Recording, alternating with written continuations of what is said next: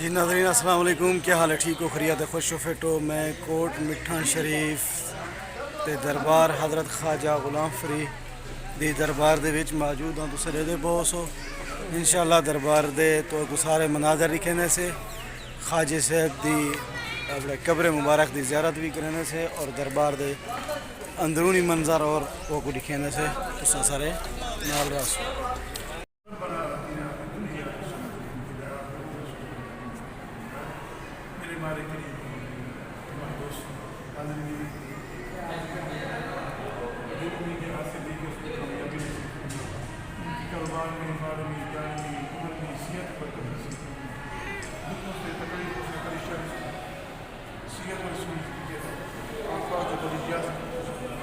جو کاروبار کر رہے ہیں اور اس میں مزید کامیابی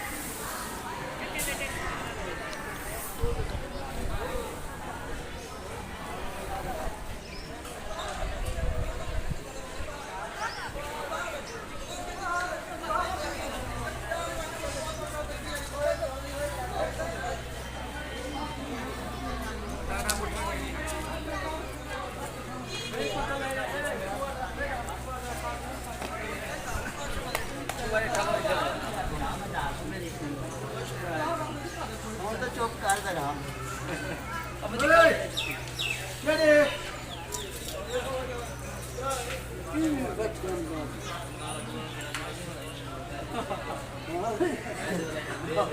پیسے